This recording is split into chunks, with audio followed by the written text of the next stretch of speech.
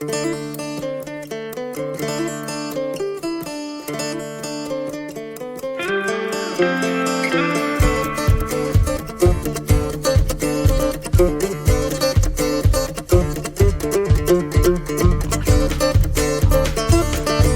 to the Hay Kings podcast, brought to you by Krone, dedicated to hay and forage producers. I'm joined again by Mike Stefan, and we're going to do something a little different today. Mike's going to turn the microphone over to his son, Ryan, and then come back and talk about their business structure, which is, that's something that not everybody talks about, and I hope you listen to this because they have a really cool, unique story and a different approach. So welcome, Mike. Yes, thank you, Jon Paul. We're going to get into a healthy argument here. We were talking about let's go. The money from the government and then in the row crop situation and how hay is excluded. Yep. Let's start with what I know to be true, and then we'll layer in your perceptions, and then we'll hash it out. Hay is not included in ARC and PLC. That's the FSA direct payment programs. There's NAP insurance available through FSA, and then there's pasture rangeland and forage drought insurance for hay. There are yield policies available for hay, but they're not used hardly at all. That's the government support structure around hay. Mm-hmm. Okay, did I get anything wrong there? You didn't at all. And NAP is very hard to get money out of. It's not worth it by the time you're done. The drought insurance is definitely like going to Vegas. You know, you pick what month is going to be a drought and you hope it hits. It has nothing to do with yield and production. Correct. But it's something. It's all right. Came up the idea with me is that, I said that hay is not, government doesn't like hay. They came out, we're going to make RFV so we can make this hay with a math point system of what it's worth, and we can trade it on the Chicago board, and that never worked. And then they came out with RFQ and that didn't work. And, I feel myself, the hay market is this beautiful art form. Making hay is an art form. It's a skill. It's a differentiable product, right? Yeah, nobody can judge it. And neither can the government. They want to really bad, but they can't. I love the anti-government sentiment here. Keep going. Well, no, so I look at it as diversity in my product is that I have the hay market as my free market that doesn't have government involvement, and it really shows what capitalism can do in a microcosm. And and I found out the hard way, I told you, when you're involved with the government, and I am, I get government money.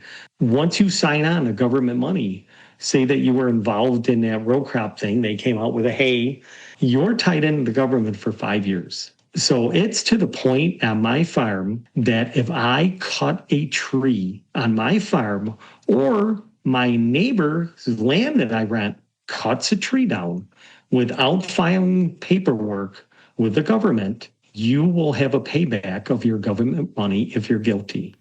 And it's a serious offense. A conversion. It's so serious. This is a land use conversion discussion. Yep. Yeah, I have a person that jumped FSA offices. She wanted a newer job in a different office, and I don't know what this is, Paul. Maybe you would. When you have somebody that is in trouble with the government environmentally, there's some number they call it, an E26 or something. She asked, hey, do you have any farmers that are in litigation right now for environmental reasons? Because she didn't want to be involved with it because it's bad. And it's funny. I have crop insurance. Well, that's subsidized by the government. It is. The crop insurance. It is. So if I was found guilty of an environmental infraction, I would have to pay back 5 years worth of subsidies on my crop insurance. So I like that my hay isn't really involved with that because it's just diversity to show. But when people are going out of business and being hurt and you see family farms suffering, that isn't too cool either. And this is, I'm living in 3 years of continual drought. So, and I'm not particularly asking for payouts. My whole contention is we just need a level playing field. You do. So, and I get the idea if you could, if I went anywhere, a lobbyist to get us on the specialty crops isn't the world's worst thing. I think the happy middle, like this is where everybody with corn and wheat and soybeans and cotton is going to lose their mind at me. But so we're going to wade into this gently and just see how it feels rolling around in our mouth. I'm not advocating for this. We're ideating. We're talking through it. There's two ways to get to an even playing field. The first is more subsidies for hay, which I hear the industry telling me, no, we don't want that. By and large, we don't want more subsidies. That's not what the industry is asking for. That's not what producers want. And I hear that fairly universally, and I heard that in your commentary too. The other option is to reduce the direct payments or change the nature of crop insurance for the other guys. And that's going to be, I think we're going to lose that. That's going to be wildly unpopular for the hay industry to come in and say, do away with ARC and PLC. That's wildly unpopular. And in New York, we haven't really touched any of those payments in New York. And this is what I didn't mention to you. It's because our agricultural policies are developed in a lot of I states. You know what I mean? It's completely reasonable to say that the corn and soybean and wheat industries have well-developed policy and hard-earned, hard-fought. This is why I'm being very careful about how we're talking about this, and we're just rolling it around in our mouth to see how it tastes. Because these guys are friends in agriculture, have worked very hard to create the systems and policies that we have. And we got the hay industry that, if you add grass and alfalfa together, is the third largest crop in the U.S. that is not getting that equality in government support. And I'm not talking about we should all be equal. I'm talking about if a soybean farmer next door to you gets a government payment and the hay farmer doesn't, that's a disadvantage to the hay farmer. And that's a problem. And actually, in the government programs, there's a government program that came out, and actually it was a wind energy project. They wanted to put up turbines and stuff. And, it's kind of terrible, but people are against it. And I'm kind of like, the problem we have here, if my neighbor jumps onto the program and I don't jump onto the program, you fall behind. Yeah, they got a financial upper hand that I'm not going to go against. So it's a fine line with all this stuff, and Jon Paul, it's just like, we have a lot of problems in our industry, and people can blame, tariff. We have a high value dollar. It's hard to get rid of anything out of this country. Nobody wants to buy anything when we got a high value dollar. This is where we have this political discourse about a strong dollar doing exactly the opposite of what our administration is trying to accomplish, where it makes our exports uncompetitive and it makes imports very competitive. I've pointed out, it was a post with Dan Putnam from UC Davis. I'm going to throw Dan under the bus. He's one of the forage gods, right? He's been on the podcast. I have a wonderful relationship with him. But on one of his posts, we were talking about the tariffs. And I pointed out that if the dollar is 30% stronger and we put a 25 or 30% tariff on China, for example, it actually kind of washes out. Oh, never thought of it that way. Yes. It almost brings us back to parity where we were at, but it doesn't feel good. No, it's just a shame that we're such a high producing country and we're just in total gridlock. Yeah. With everything, it seems. Yeah.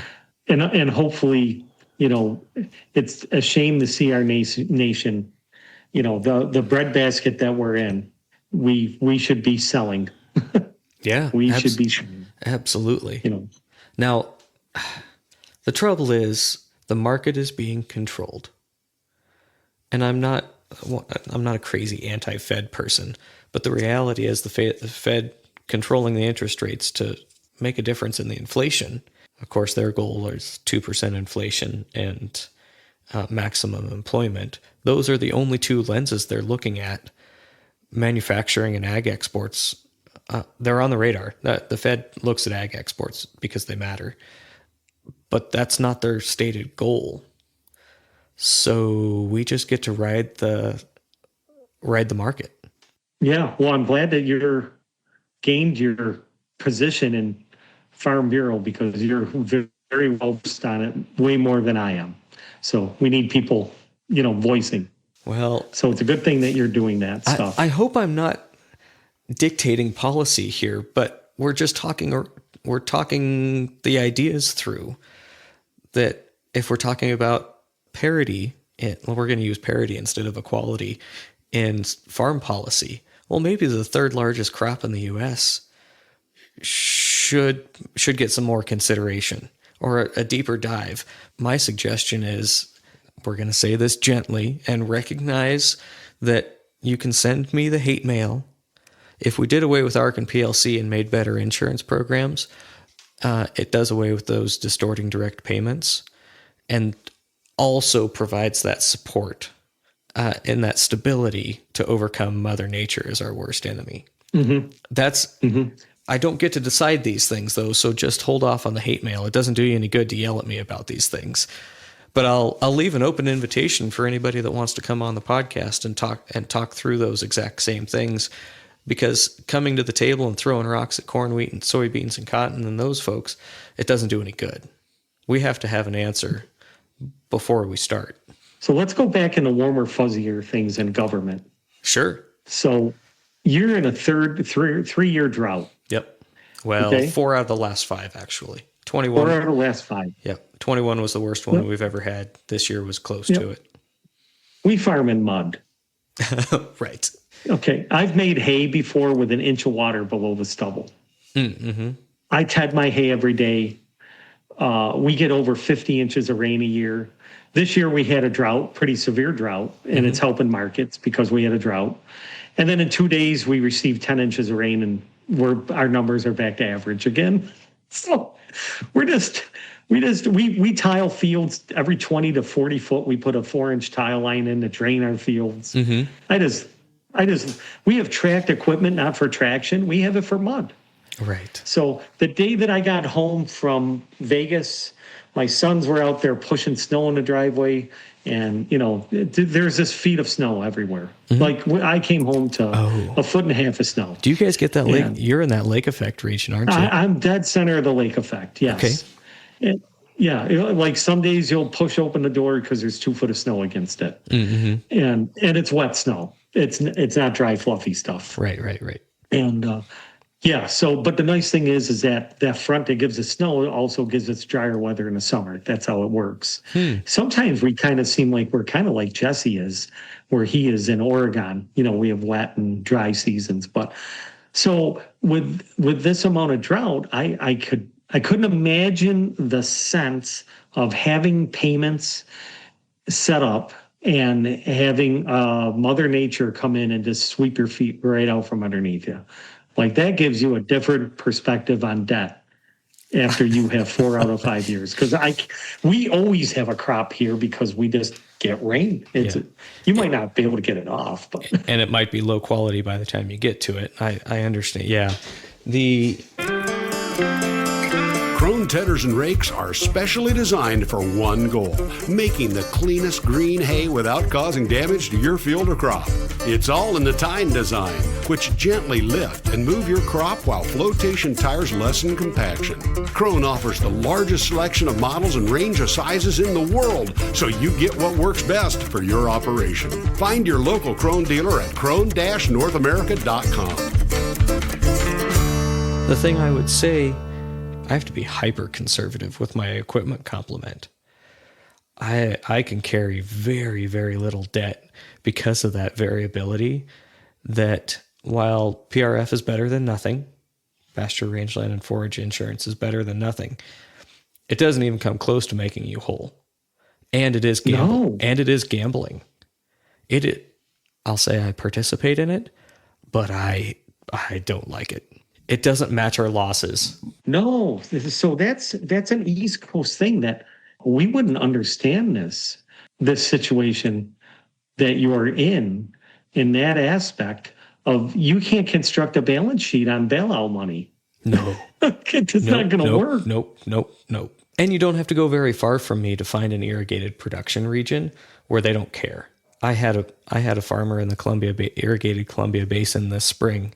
His exact words were, "Oh, I didn't realize you guys were in drought, but I guess I did just get a PRF check." And I wanted, no. Well, you can get it on irrigated ground. Oh, so wow. He says the only time I know that we're in a drought is when I get PRF checks. He's one of my mentors. I love him dearly. He has taught me so much, but I wanted to slap him. Yeah.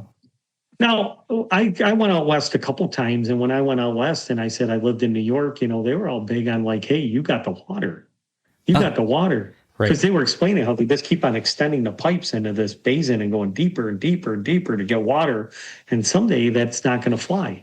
Oh. That might not even fly depending on the government that we have. So the Columbia Basin is is the only place in the U.S. that's adding irrigation infrastructure right now.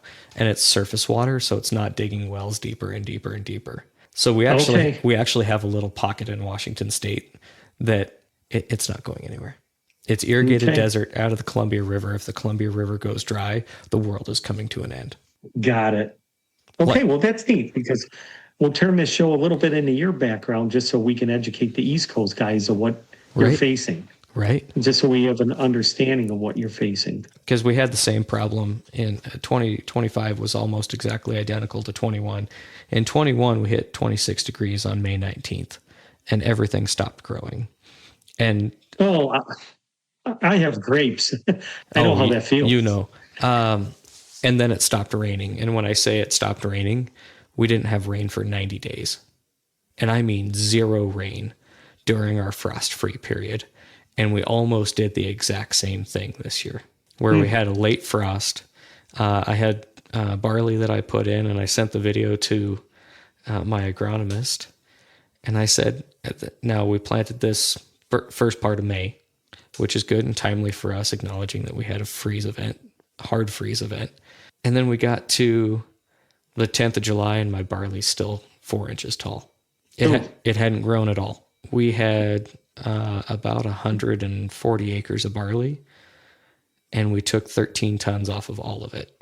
What is your hay production ton-wise where you are? In our dryland production region, we should be 1.5 tons, 2 tons on that barley hay. And we can be as much as 5 tons to the acre in single cutting, non-irrigated Timothy. Okay. And we've done it. We're 4 to 5 ton, and it doesn't matter if it's Timothy or orchard grass for us. Mm-hmm. Our Timothy, we get one big cutting, and then we get a small second cutting like after 60 days. Oh, yeah, because Timothy's so slow to regrow because it sheds its roots. Yeah, then orchard grass, it's every 30 days. You just cut it, and it rains, and every 30 days you get another cut. I'm going to say that we're going to say first cutting is going to be maybe going to some dairy directions, because if you're doing dry hay by me, May 15th, the dairies are looking to cut. Mm-hmm. If you're a dry hay guy, you're not going to bale until June 15th. But if you can have a guy take off cutting a hay May 15th, then you're going to get second cutting June 15th. Yeah. So you're going to have good quality second, third cutting hay from that point on. And the genetics of orchard grass now, they're making it so it doesn't head out early. And a lot of times the tonnage are in the second and third and fourth cutting. Oh. And, you see more tonnage take place the maturity timing of that grass matters a lot. That's something we've focused on a tremendous amount, getting earlier maturing varieties in our non-irrigated grass, so that it starts growing, it breaks dormancy, and the same thing for alfalfa, actually. So it breaks dormancy earlier, and we take more frost risk, but the water's just been turning off on us the middle of May, and I mean turning off, truly 0 rain. Not drier than normal, I mean 0 rain. So the only moisture that we have is very early in the season. So we've been pushing earlier and earlier varieties just to use the moisture while we have it. Mm-hmm. We got plenty of it. I'll trade you. I think these policy discussions are needed. But Jon Paul, you need that little goat farmer next to you that's saying, man, Jon Paul is working right now in the fields, but I'm going to go to that meeting and I'm going to speak for him. One of my peers in our county farm bureau, here's your shout out, Jessica Garza. She's been beating that exact same drum, that the small farmer is the connection to the city folks making the rules. And you're in New York. New York City rules your politics, right? Yeah, oh yes. And we're in Washington, and Seattle rules our politics. Yep, we're a red state with 2 blue cities. 3, Yep. Yep. We're a red state with 1 blue county. That's a little bit of an exaggeration. There's a couple of blue counties, but it's primarily 1 dictating all of the policy, and they're on the wet side of the state. They're not in a particularly ag intensive area, although there is agriculture around them. Hey, I got this idea. Would you think, if you want to add a little extension onto this, Sure. It would be pretty neat if you took my younger son in the hay business. And so what do you think the future is? Sure. Is he there? Let me get him. Hey, Ryan, Yeah. you're going to be on hay cleans. Okay. You remember him? Yes. This is a little unusual where my guest says, I'm leaving, and here's my son to talk about things. So I'm joined by Ryan Stefan. And Ryan, how old are you? 21. When did you start working on the farm? Oh boy. Well, from when I was born. Yeah. Okay. All right. I grew up the same way. What I want you to do, give us your take on your hay market. I mean, automatically, I feel like I have kind of a niche market because I'm one of the only ones East Coast with a hay press. Yep. So, I mean, automatically, I'm kind of a step ahead because everyone else is still running the kicker baler and dropping off wagons, and people got unloaded at their barn. It's definitely changed. Retail is relatively good just locally because there's a lot of people that instead of spending 2 days putting 500 bales in their hay mow, they could come here and get a palletized bundle of hay, just come every 2 weeks. Almost like going to the grocery store. I think a lot of the market is more based off of efficiency and people kind of being lazy in a way. You're providing a service, right? It's no secret that nobody wants to buck bales. Yeah, I mean, even my dad has said it. We probably wouldn't do it if we had to touch the hay, load people's hay mow. Yeah. Product, I do really good with Western alfalfa because I get a lot of alfalfa from Utah, Wyoming, Montana, and people have never seen it out here. And the few people that do bought it from Tractor Supply for $40 a bale or something. Yeah, something stupid. Yeah. Take me through your perceptions of that Western hay.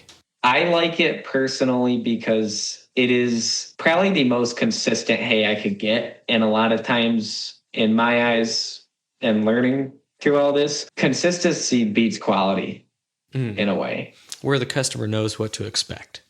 When you say a bale, what are you describing as a bale? All of our bales of hay right now, they're 2-string bales. So they're 12 inches wide, 16 inches tall, about 20 to 22 inches long. So I try and keep everything around 40-pound bales. 40s. Okay. Can we make the hay bales smaller? Or is 40 pounds like where folks start saying, hey, I'm getting screwed? Oh, no, I could definitely make it smaller if I wanted to. That's just when it comes to figuring out by the ton, you're automatically getting about 50 bales out of a ton. The machine runs its best at 40-pound bales. So I've always just kind of left it there. Alfalfa is super dense, so alfalfa is kind of almost one of my tougher ones to put in a 40-pound bale just because... It's easier to make them heavier than that. Yeah. You could get carried away if you wanted to and make a bale 50 pounds that's that small still. So you got to kind of... The machine gets a little finicky. I got to max out a few limit switches and sensors and whatnot and adjustments to get it how I want them to look at least. But other than that, second cutting alfalfa all the way to first cutting Timothy and orchard grass, I try and keep it 40-pound bales just to keep everything similar. Where do you and your dad disagree? I mean, he said you guys all get along really good, but where do you disagree in a philosophy or a marketing approach? Never really much of a disagreement. I mean, we always look at each other's point of view and not really have much of a problem. Yep. The last time he disagreed with me was when I said it'd be pretty cool if someday I could run 2 hay presses. You're no, one one is enough. I appreciate your dad dumping in on this. Honestly, I was hoping for a little bit more division, a little bit different perspectives, but you guys clearly have management meetings somewhere along the way where you talk about these strategies. Is that the case? I mean, not even really that. We're just kind of on the same page. I've definitely started dealing with more of the brokers. I mean, a lot of them have calling my phone now, and I kind of jumped into the hay press when we got it. Was like, I want to figure this out. Are you the techie guy fixing all the limit switches? I mean, I didn't really have a choice. Everyone told me when we got the machine, oh, it'll take you a year to run it. And I was like, no. Yeah, it took about a year to actually get it figured out to where it runs good. They support me really well. Mm-hmm. If I ever have an issue, I mean, I could call the guy at any time of day. And I always forget too, he's in a 3-hour time difference of me. So when it's like, is that Dave that you work with at Stefan's? Yes. Yeah. No, here's the shout out to Stefan Presses, Dave. So I've met Dave on several occasions. He's wonderful. He's amazed me multiple times. I've talked to him on the phone when he's driving home in a truck and he doesn't have to look at anything. He knows what wires came loose. Right. That is nice. That is nice when you got the direct line to the manufacturer. I want to say thank you, Ryan, for coming and talking and being willing. Thank you. Yeah. Dad, you got to come back here. Not bad, huh? You just went from being the leader in the family business to putting your son as the leader in the family business, and that was pretty cool.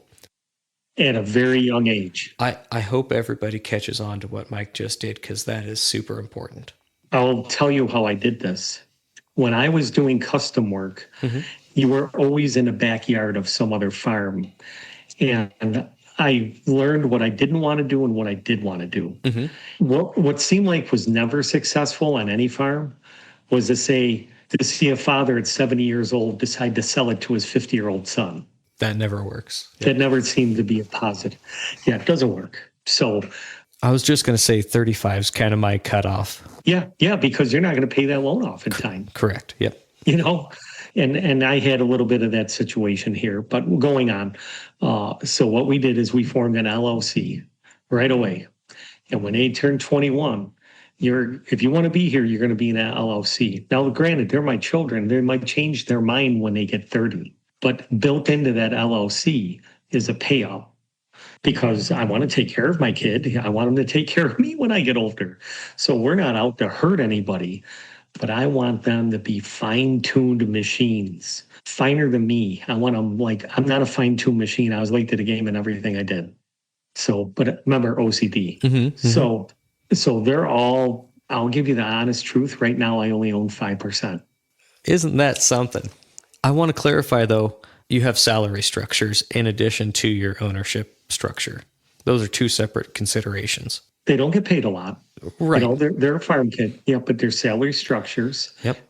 And for you too, though. No. Okay. No. Very interesting. I receive my teacher's retirement. Yep. And if you give me a pickup truck, 22 Magnum, and being with my family, I'm a millionaire. Perfect. So I gave everything up. Because there's no reason to hang on. What's the reason to hang on? Right, Jon Paul? This just turned into the most magical farm succession discussion that I could ever imagine. Oh, good. There's nothing to hang on to. Right. For what? Right. Did you see the group of kids we had there? Why? Yeah. And those two individuals that are not my children, we're always open to discussion to come right into this LLC. I've seen that before. I want to tell a story. This was in southern Idaho, a large operation with dairies and sod and sugar beets and onions and cattle, and they did have a non-family member as part of that company. It happens. It's becoming more and more in New York, because some children are saying, "Hey, this 1,000-cow dairy is crazy. I'm not into it." And then there's kids that are coming out of Cornell with ag degrees that are saying, boy, I wish I could land on a farm.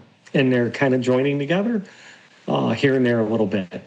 Succession is very open-minded in our area. And, you know, I when I was a teacher, I used to always preach.